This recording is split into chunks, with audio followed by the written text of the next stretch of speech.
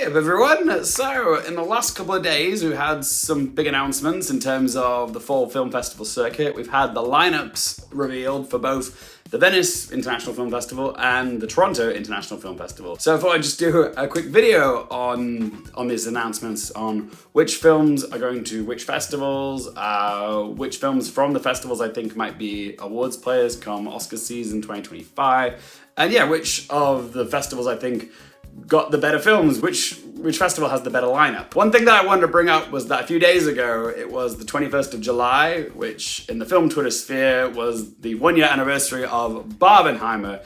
Big pop cultural zeitgeisty moment for all of us, wasn't it? Yeah. And it made me realize that this time last year, we already had 6 out of our 10 Best Picture nominees had seen over half of the Best Picture nominees at this point in the year.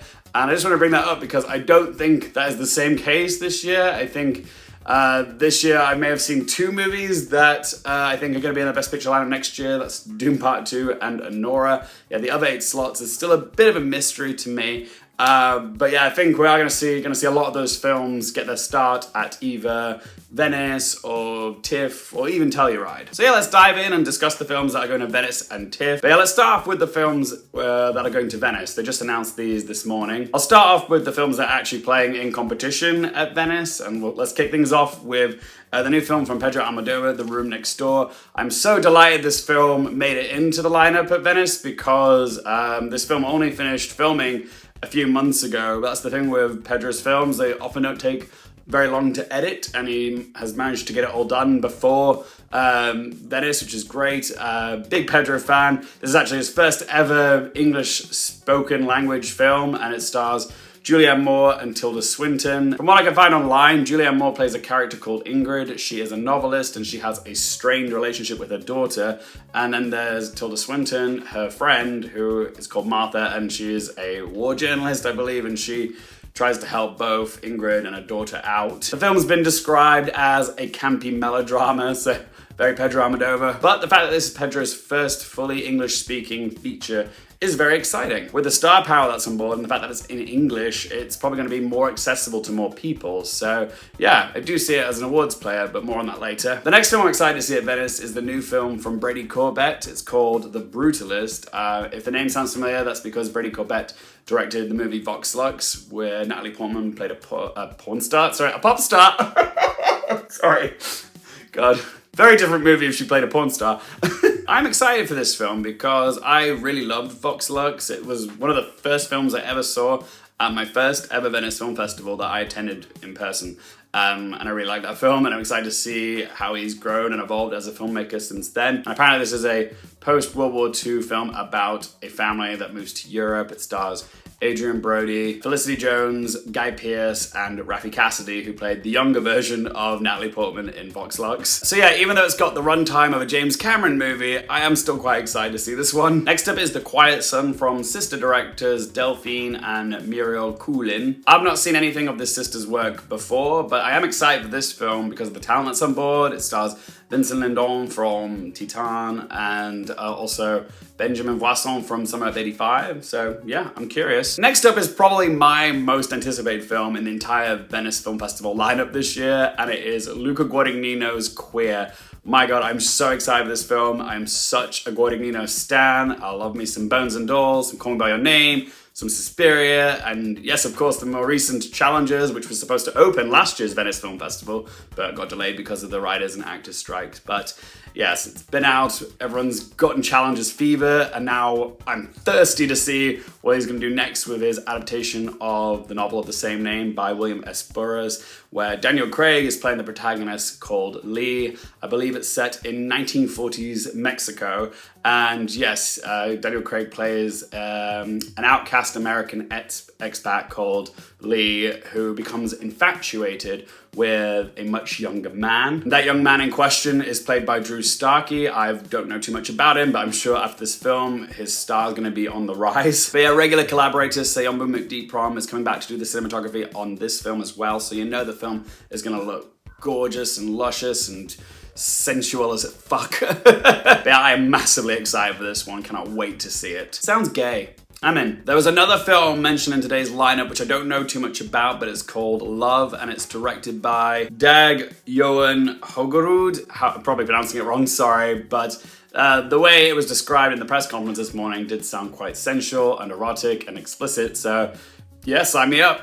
Justin Cazale, who directed Macbeth, The True History of the Kelly Gang, and also Nitram, is coming to the leader of his new film called The Order. It stars Jude Law, Nicholas Hoult, and Ty Sheridan, so that's enough for me. Pablo Larraín is no stranger to the Venice Film Festival. Most of his films have been to Venice: El Conde, Spencer, and Jackie, and now his new film about another notable famous woman, Maria, played in this film by Angelina Jolie, who's playing the world-renowned opera singer Maria Callas, is coming to Venice, and I'm very excited for this title. This could be like a big sort of, I don't know if it's a comeback role for Angelina Jolie. It's not like she's fully disappeared, but yeah, this could be like a sort of resurge role for her, and I'm very keen to see what she's going to do with this role. All right, let's discuss the big ticket item of this year's Venice Film Festival. There's always one big movie that everyone's really excited to see, and this year it's without a doubt the sequel to Todd Phillips's previous film, which won the Golden Lion 5 years ago, Joker. Now people are wondering, is his long-awaited follow-up, Joker Folie à Deux, going to be just as good? I'm very excited for this. It looks like a very different change of pace to the first film. Apparently this is, got musical elements to it, and the trailers just look absolutely gorgeous. So yes, it will be interesting to see, could a sequel end up winning the Golden Lion? It is in competition. I'm not sure it's going to happen, but who knows? If the performances are as good as we think they're going to be, with Joaquin Phoenix reprising his role as Arthur Fleck / the Joker. First time he's ever actually reprised a role, in a sequel. He's never done it before, but it makes sense. He did win an Oscar for the previous time he played Arthur Fleck / the Joker. But yeah, we've also got Lady Gaga putting her own stamp on Harley Quinn. People are very excited about this casting, myself included. And yeah, if the performances are as good as we think they're going to be, could one of them maybe win the Best Actor, Best Actress Volpe Cup? It could happen, we'll see. But yeah, I'm very excited for this film. Everything about it looks great. Now for a film that wasn't even on my radar when they were announcing the lineup this morning, but there's a new film in the lineup called Baby Girl, which is an erotic thriller by Helena Rain, hopefully I'm saying that right, which stars Nicole Kidman, who has a steamy affair with a younger man playing this film by Harris Dickinson. We don't get a lot of erotic thrillers these days, so that's why I'm quite excited for this one. I'm hoping it's good. We've also got the new film from Walter Salles called I'm Still Here, as well as Harvest by Athena Rachel Sangari, which is based off a novel set in a remote village in English countryside on the eve of the Cultural Revolution, and that stars Kate Landry-Jones, Harry Melling. We've also got the first ever movie from Singapore to play in competition at Venice called Stranger Eyes by Yeo Seidu Hua. Sorry if I've mispronounced that. And also Youth by Wang Bing. As for the films that are playing out of competition at Venice, we've got the new film from Harmony Korine, whose previous film, Aggro Drift, played at Venice last year. It's quite divisive, that film, but yeah, he's got his new film called Baby Invasion that's going to Venice this year. We've also got Oscar-winning director Asif Kapadia's new film. He directed the Amy Winehouse documentary, Amy, won Best Doc for that. He's got a new film playing at Venice called 2073, or 2073, which is a dystopian sci-fi starring Samantha Morton, Naomi Aki, and Hector Hewer. Basically looks at what humanity's like in 50 years' time, with like climate crisis and authoritarianism and lots of other bad shit. Stuff that's very much a threat today, but what's gonna be like in 50 years' time. We also got another surprise because Takeshi Kitano is debuting his new film, The Broken Rage, which is only 62 minutes long, but yeah, that was a film that wasn't on my radar either. We've also got the new film from Kurosawa Kiyoshi called Cloud, that's also playing out of competition, as well as John Swab's thriller King Ivory, and Tim Fellbaum's September 5, which stars Peter Sarsgaard, John Magaro, and Ben Chaplin, and it's about a massacre that occurred, I think, at the 1972 Olympics. I'm not 100% sure here. I'm just trying to remember what I heard this morning about it. Yeah, there was a film crew that was there that captured it, and yeah, this is the story about it. There's also quite a lot of interesting launches of new TV series as well going to Venice. I won't be covering these on the channel, but might check them out. We've got Alfonso Cuarón's Disclaimer, which is an Apple TV Plus show. It stars Kate Blanchett, Kevin Kline, Sacha Baron Cohen. Got a new show from Thomas Vinterberg, who did Another Round, and yeah, it's called Families Like Ours. And then English filmmaker Joe Wright's got a TV series come out called Il Figlio del Secondo. Again, sorry if I butchered that pronunciation up. But yeah, Joe Wright did Darkest Hour. Also, Alex Ross Perry has a documentary about indie band Pavement, which is aptly named Pavements. I don't know too much about the band, but I do want to check it out. Also, we've got the new film from John Watts, who did the Tom Holland Spider-Man movies, called Wolves, which is an Apple original movie. It's going to cinemas, but it's a like comedic crime caper starring George Clooney and Brad Pitt playing clean-up, fix-it guys, both hired to do the same job and being forced to work together, and it does look like a nice, fun, palate cleanser, crowd-pleaser type movie. And of course, we have the opening film of the festival that's playing out for competition, which is Tim Burton's Beetlejuice, or Beetlejuice 2 for short, if you like. And this is, almost 30 years after the original film came out and has a lot of the old stars returning, like Michael Keaton, Catherine O'Hara, Winona Ryder, and they're being joined by newbies like Monica Bellucci, Jenna Ortega, Willem Dafoe, and was there someone else? Danny DeVito. I guess the organizers at Venice really wanted to open this festival with a big A-list, star-studded red carpet event. I haven't actually seen the first Beetlejuice movie, so I'm gonna have to watch that before I watch this film. So yeah, that's pretty much everything at Venice, which is on my radar and I'm curious to check out. I think it is an excellent selection this year. When it comes to the films that I think may be potential awards contenders from Venice, I definitely think Joker Folie à Deux is probably going to be a heavy player this year. Like, just looking at the trailer, so much of that movie stands out, like production design, music, makeup, costumes. Obviously, you've got performances from Lady Gaga and Joaquin Phoenix that are highly anticipated. But also, the previous film got 10 nominations, and if it's like Dune Part 2, I could see it doing very well. I do think The Room Next Door is one to keep an eye out for because of, the two previous Oscar-winning actresses involved, Tilda and Julianne Moore, and as well as like Pedro Almodovar is beloved by the Academy, and like Penelope Cruz got in for Parallel Mothers a few years ago. So if this is even more accessible because it's English, maybe there could be some nominations for performances. We shall see. Maybe a screenplay nomination for Pedro. Maybe a directing nomination for him. That would be nice, but they need to see if the film's good. But I'm really excited for it. I'm hoping it is as good as I hope it is. And also with Paola Loren's track record about real-life female protagonists like Natalie Portman doing Jackie Kennedy and Kristen Stewart doing Spencer, they both got Oscar nominations for their performances here. So there's every chance of seeing Angelina Jolie potentially doing the same thing if she knocks it out of the park like Stewart and Portman did. So yeah, I think Maria could potentially be a contender for Best Actress. Maybe some other stuff to wait and see, because of course Stewart was the sole nomination from Spencer. I need to see how weird this one is compared to Spencer, yeah. Also, everyone's kind of wondering, is a Luca Guadagnino movie gonna pick up traction at the Academy Awards this year? Like, will the Challengers movie, take off? Will people go for that? I think Challengers is worthy of getting some Oscar nominations. I'm just, not quite convinced the sexy tennis love triangle movie will be taken as seriously as, the deep, tender, heartbreaking, queer movie. But yes, Daniel Craig certainly does seem like he could be in the running for a Best Actor nomination for this. Academy loves it, seeing, a straight actor go gay for a role. It's Academy catnip to them, and we've seen it before, Rami Malek, Brendan Fraser, Bradley Cooper last year, Maestro, Benedict Cumberbatch, The Power of the Dog. Yes, it's easy to think why Daniel Craig might finally get his first ever Oscar nomination for this. I would like to live in a world where I can say Academy Award nominee Daniel Craig. It's kind of crazy he doesn't already have a nomination, but he's so synonymous with the role of James Bond. It's sometimes hard for him to break outside that Bond box, but he's been doing a lot of work to sort of eradicate that last few years with his roles in the Knives Out franchise. And I think because this is a Luca Guadagnino movie who has received a lot of clout for challenges, he's still a name that's sort of in everyone's minds at the moment, and hopefully that could get Daniel Craig a nomination. Who knows, it could get Luca Guadagnino a nomination if the direction's good. He usually has the most, sumptuous camera work, and yeah, Sam McDeep as well, cinematography, probably will deserve a nomination as well. All of the movies just look so damn delicious. So yeah, those are the movies that I am really keen to see because I do think they are probably going to be in the award season conversation.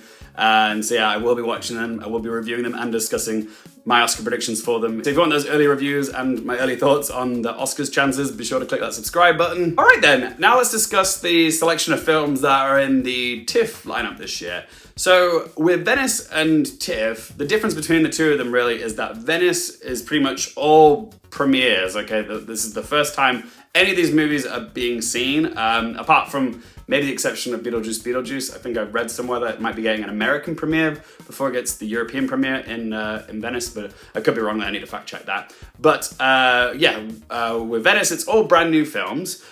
With TIFF, they do get a fair chunk of debuts, world premieres, but it's also kind of a cherry-picked selection of movies that have had their start somewhere else, like maybe Sundance or Cannes, or even Venice as well. Like, there are a few films that overlap between Venice and TIFF this year. Let me just check. The ones that are going to both Venice and TIFF this year are Harvest by Athena Rachel Sangari, and The Order by Justin Kurzel, and I'm Still Here by Walter Salles. But TIFF is actually hosting some pretty big titles which I thought were going to go to the Venice Film Festival, but they didn't. Conclave was one of those. I thought that was going to go to Venice because, well, for one, it's Edward Berger. It's coming off the heels of the very successful remake of All Quiet on the Western Front, and it's set in the Vatican, Italians, Vatican, and I just thought, they might go for that. Also, the other film that was missing from the Venice lineup this morning, which is a little bit of a surprise, was The End, which is by Joshua Oppenheimer. And it's about a family in this underground bunker surviving the end of the world, which they've sort of contributed to it in some way. And it stars Tilda Swinton. I thought, oh, okay. And it's a musical apparently as well. So I did think that was probably going to go to Venice, but no, it's not. TIFF is hosting the world premiere of Marielle Heller's new film, Night Bitch, which stars Amy Adams as a single mother who apparently at night turns into a dog. I think that's the synopsis. But even though I do think this film has the potential to go either way, Amy Adams is being acknowledged with a prize at TIFF for a collective body of work, including Night Bitch itself. So I am, really keen to check this film out. They have released some stills from the film. It does look interesting. This is also a Searchlight film. Searchlight usually do have a really good track record when it comes to launching an awards campaign. Could this be Amy Adams' year? Who knows? TIFF is also hosting the world premiere of Chris Sanders' new film, The Wild Robot, which is based off a beloved children's book. It's an animated movie, but oh god, the trailer looks absolutely exquisite, and this could be the challenger for Inside Out 2 for Best Anime Feature at the Oscars next year. I genuinely believe it could be that bitch.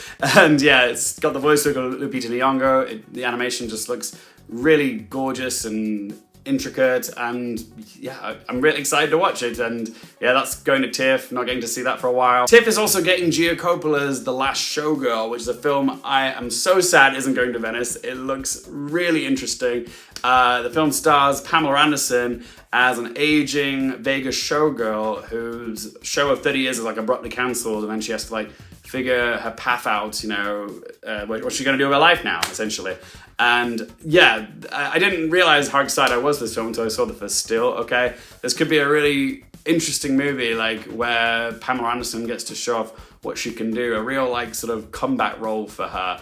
Kind of like Brendan Fraser with The Whale, someone that got discarded by the industry for so long and, makes a triumphant return. I'm hoping that is the case for her. But the fact that Venice didn't snatch it up and TIFF did does give me pause. I would have thought it's a film that Venice would have wanted. But the film also stars Billy Lord, Brenda Strong, Dave Bautista, and Jamie Lee Curtis. So cannot wait to see that film, but it's going to be a little while before I do. There's also the world premiere of John Crowley's romantic drama, We Live in Time, which stars Andrew Garfield and Florence Pugh, two of my most beloved actors together as a pairing. Please inject that movie into my eyeballs. I'm so keen to see it. I'm also keen to check out Mike Flanagan's new film, The Life of Chuck, which is a sci-fi fantasy drama starring Tom Hiddleston as the titular Charles Chuck Krantz. It's based off a Stephen King novella and tells the story of Chuck's life in 3 different chapters. But also, seeing Tom Hiddleston in a leading role, I'm so here for that. But the film also stars Karen Gillan, David Dastmalchian, Mark Hamill, Jacob Tremblay, and Matthew Lillard. So yeah, that is some juicy talent. Angelina Jolie is going to be going from Venice to TIFF because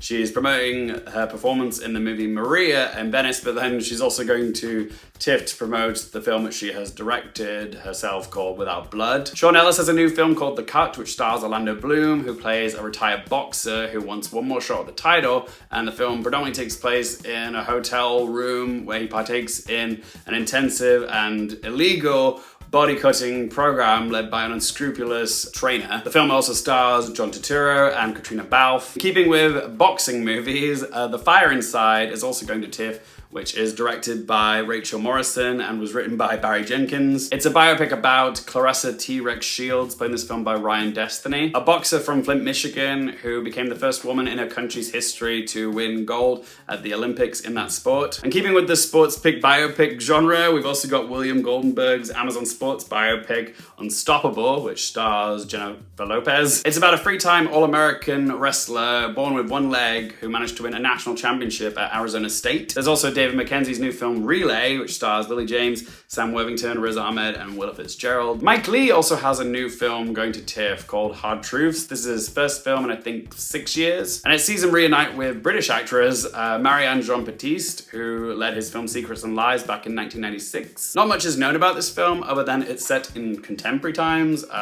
With Mike Leigh's films, he tends to gravitate towards period dramas like Peterloo and Mr. Turner, but yeah, this is set in modern era. And the plot is said to be a tough but compassionate, intimate study of family life, and it's very tragicomic. There's Fleur Fortune's new sci-fi film, The Assessment, which sees a couple facing scrutiny by an evaluator over 7 days to determine their fitness for childhood in a utopian society. And besides Conclave, Ray Fiennes is also starring in another movie that's going to TIFF called The Return, which sees him looking very beefy in the first still that's been released for this film. Are we witnessing the start of Ray Fiennes' late in his career buff action star era? I don't know. Is he having a Liam Neeson moment? And there's also The Piano Lesson, which is directed by Malcolm Washington, and that's an adaptation of the play from August Wilson. This one's got a stacked cast. We've got John David Washington, Samuel L. Jackson, Daniel Deadwyler, Ray Fisher, Corey Hawkins, and Michael Potts. And there's also a cute documentary by Morgan Neville called Piece by Piece, which looks adorable because it tells the life story of musician Pharrell Williams, but it's done, you know, with Lego animation. So yeah, it's a Lego movie about Pharrell Williams' life. And it's a documentary, but I'm like, okay, that's cool. It's creative, it's different, so I'm here for it. There's a new film called Bring Them Down by Chris Andrews, which stars Christopher Abbott from Poor Things and Barry Keoghan from Banshees of Inisherin.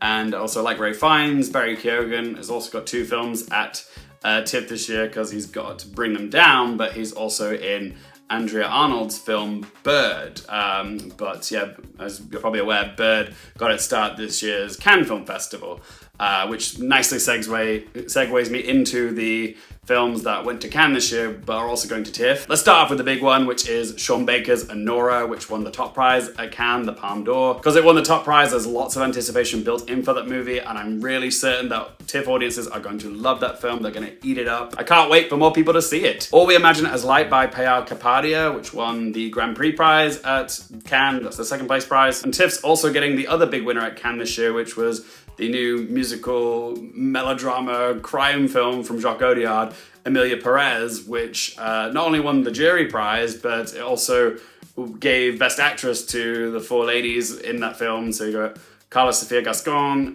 Zoe Saldana, Selena Gomez, and Adriana Paz. I am really curious to see if TIFF audiences embrace it as much as Cannes did. Cannes did. Because yeah, I'm not quite convinced of it being an Oscars player just yet, but if it has a really warm reception at TIFF, then maybe it does have the legs to go the distance. We've also got Unbecoming Guinea Fowl by Rungano Nayoni, which won the top prize of Uncertain Regard at Cannes. We've also got Rumours by Guy Maddin, Evan Johnson, and Galen Johnson, a movie I did not like at Cannes at all. I think it was my least favorite film at Cannes. It's a satire about inept politicians and world leaders not getting anything done. It's got Cate Blanchett in it, that's the selling point. And then there's The Girl with a Needle by Magnus von Horn. Absolutely adored that movie. It's not an easy watch, but it is a powerful one. If you're going to TIFF, I highly recommend watching that one. Then you've got The Shrouds by David Cronenberg. Makes sense, it's TIFF, you know, Canada. Of course, they're going to give him a gala slot, aren't they? Even though that went to Cannes. And also Oh Canada by Paul Schrader as well, for the same reason as well. They love a bit of Paul Schrader, and it's in the title, Oh Canada. As for other films that are going to TIFF, we've got Ron Howard's Eden. I don't know too much about this, but it's got a very stacked young cast of like Sydney Sweeney, Ana de Armas, Vanessa Kirby, Jude Law, Toby Wallace, Daniel Bruhl, and Felix Camara. We've got David Gordon Green's new film, Nutcrackers, which is a dramedy about 4 siblings finding shelter in an unexpected turn of circumstances, and it stars Ben Stiller and Linda Cardellini. We've also got the directorial debut of Rebel Wilson called The Deb, which is a comedy musical about a bunch of teenage girls in a small town in America somewhere going to a debutante ball. We've got Peter Cantoneo's The Penguin Lessons, which sees Steve Coogan playing an English school teacher who befriends a small penguin and learns some important life lessons from him. Okay. Then we've got Josh Greenbaum's documentary Will and Harper, which is a comedy starring Will Ferrell and his close friend of 30 years, Harper Steele, go on a cross-country road trip to explore a new chapter of their relationship as friends. And yeah, Greenbaum is the chap who directed Strays, and Barb and Star go to Vista Del Mar, so yeah, I'd like to check that out. But yeah, that's pretty much all the films that are sort of like on my radar. If there's anything I've missed, let me know in the comment section down below. As for award contenders at TIFF, I'm not going to discuss in this video the films that have been to Cannes, because I've already discussed which films from Cannes I think are going to be award season contenders, so I'm just going to be repeating myself. If you want to hear my thoughts on the Cannes contenders that might be going to the Oscars, I'll put a link up here to that video, or you can watch at the end of the video. But yes, I feel like Night Bitch is one that's on my radar, just because is this Amy Adams' year? She's receiving the TIFF Tribute Performance Award, and normally this is sort of an indicator of someone that's going to be at least in the conversation for an acting Oscar. You can trace it far back as like 2019 when Joaquin Phoenix got this for Joker, went on to win the Oscar. Anthony Hopkins got it for The Father, went on to win the Oscar. Jessica Chastain got it for The Eyes of Tammy Faye, went on to win the Oscar. Brendan Fraser got it for The Whale, went on to win the Oscar. And yeah, last year, Common Domingo technically got it for Sing Sing, which is coming out this year. It was kind of delayed because of the strikes and stuff. But yeah, got a nomination for Rustin, which also went to TIFF. And good chance he's probably going to get nominated for Best Actor this year, might win. And yeah, if it's going to Amy Adams, one has to like entertain the possibility that the correlation could prove well for her. She's a 6-time nominated actress at the Oscars, still hasn't won, very much seen as overdue. Yeah, could this be her year? We shall see, but yeah, it does seem like she has a lot of strong competition this year. Like, people are very excited to check out Mikey Madison in Anora. I'm excited to see Angelina Jolie in Maria. I'm keen to see Lady Gaga in Joker. Like, it could be a very strong year. I also think like we might be sleeping on Ryan Destiny in The Fire Inside. Maybe even Marianne Jean-Baptiste in Mike Leigh's Hard Truths. But yeah, with Night Bitch, I'm still not sure it's going to be one of those films that lands with everybody, okay? Because it does sound like it has some weird stuff in it, and not always does the Academy go for it. So, but we'll see. Like, it does sound like it has like some subtext about, you know, the troubles and challenges of motherhood and all that, and you know, that's got some substance to it. So maybe it's got more clout than I'm giving it. I've not read the book. I don't know too much about it. So yeah, we have to wait and see how good Amy Adams is in it. But she's always good. Even in the sort of recent stream of movies that people don't like that Amy Adams is in, I still think she delivers in them. As for Conclave, this could just be a case of recency bias clouding my judgment because Edward Berger did so well, you know, at the BAFTAs, and, you know, All Quiet on the Western Front did all right at the Oscars as well. So everyone's sort of thinking, you know, he's going to follow that success immediately with his next film. There's no guarantee he is going to have, you know, that same amount of success with Conclave that he did with All Quiet on the Western Front, but it's understandable. And yeah, it could be a film that maybe gets a screenplay nomination. The costumes look great in the trailer. Who knows, maybe a nomination for Ralph Fiennes, or maybe a supporting actor nomination for Stanley Tucci. I mean, it feels like Stanley Tucci is way overdue for another Oscar nomination at this point. Same as Ralph Fiennes, actually. So maybe, yeah, I'm curious to see how Conclave does. Yeah, it could go either way, but yeah, we'll wait and see. I actually think the new documentary film, Piece by Piece, you know, the Lego movie one about Pharrell Williams, I think we might see like a song that Pharrell Williams has made for that, maybe get into the best song category. Did it with Happy for Despicable Me 2. Hard Truths by Mike Leigh is one I'm definitely keeping my eye on, just because, you know, could history repeat itself? If Marianne Jean-Baptiste getting a Best Actress nomination for it, potentially. It would be a nice full circle moment for them. But yeah, not much is known about the movie. We've not seen anything beyond one still, so I don't know how good it is in any other department, really. So, but, you know, it's Mike Lee, you know, very well-respected filmmaker, so if it hits hard emotionally, maybe it could get in. Maybe it could even be a Best Picture type movie. Who knows? The Wild Robot, I can see definitely getting into Best Animated Feature, and that's just going off the trailer. Like, not seen the movie, I'm dying to see it, but it just looks so bloody beautiful that I feel like it's probably like a lock to get in already, even though I know I shouldn't say that. It could be awful for me now, but I just don't think it's going to be. It could actually be a challenger against like Inside Out 2 for the win, I think. Gia Coppola's The Last Showgirl is one of those films I can see getting some buzz, but I can also see it, you know, just fizzling as well. It depends on how well people respond to this movie. But yeah, wouldn't it be cool to see Pamela Anderson also in the discussion or, you know, predictions for Best Actress as well? Like, it'd be such a cool little comeback narrative for her as well, you know, real redemption narrative for her. Actually, I don't think redemption's the right word because she doesn't need to be redeemed for anything. It would just be cool to see someone like Baywatch star Pamela Anderson have this amazing Oscar-worthy performance under her belt and, you know, people championing her. That would be cool, but, you know, we have to see if the performance is good enough. But also, going off the Academy's history, they do love a boxing movie, so maybe we could see something like The Cut or The Fire Inside get some traction. I've also heard a lot of early chatter for Samuel L. Jackson's performance in The Piano Lesson because this is a role that he's played on Broadway to acclaim, and, you know, people are saying if he's that good on the stage, he's going to bring the same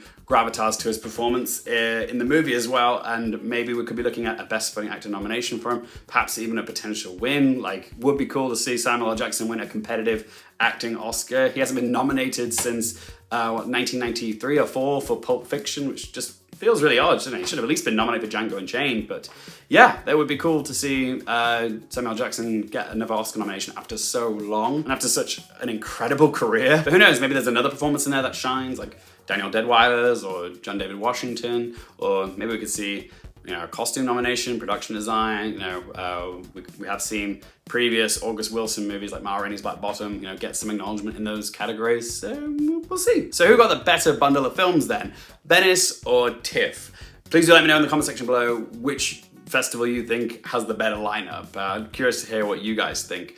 For me, I am a little biased because I am going to Venice, but I will say I am super duper excited about the lineup for Venice. Like, it has just got some incredible filmmakers like Pedro Almodovar, Todd Phillips, Luca Guadagnino, Takeshi Kitano, Pablo Larraín, oh yeah, and Brady Corbett. Some of my most anticipated films of the entire year are in this lineup. Okay, you got Queer, Joker 2, The Room Next Door, Maria, and I'm also like really excited to see Wolves as well. I do think TIFF has more films that I would personally like to see, but there's no arguing with the quality that Venice has. But yeah, for me, quantity doesn't trump quality, but that's the thing. We don't really know what the quality of any of these movies are like at Venice or TIFF just yet. You know, that remains to be seen. But I am so jealous that I won't be one of the first people to watch The Last Showgirls, Conclave, Piece by Piece, Night Bitch, or The End. I am so excited to check out those films. So yeah, I kind of think Venice has fewer films that I'm really excited to see, but the films I am excited to see are the ones I'm the most excited to see. So yeah, I think Venice has just a slight edge just over TIFF. But that's just me. Which one are you more excited for? Venice or TIFF? Let me know in the comments. Like I said, I will be at Venice this year, providing reactions, reviews, early Oscar predictions for all those movies I mentioned before. So yeah, if you don't want to miss any of that, get my early scoop, be sure to click subscribe. Please do help me reach my end of year goal of getting to 10,000 subscribers, okay? Once I hit that number on YouTube, okay, it opens up more doors for me, more opportunities. I can advance further in my career. So please do help me get there as fast as I can by hitting that little subscribe button. It really means a lot to me. And as always, thank you guys so much for watching. For more things related to movies, TV, the Oscars, and popcorn culture, I'm Luke Harefield, and I'll see you next time.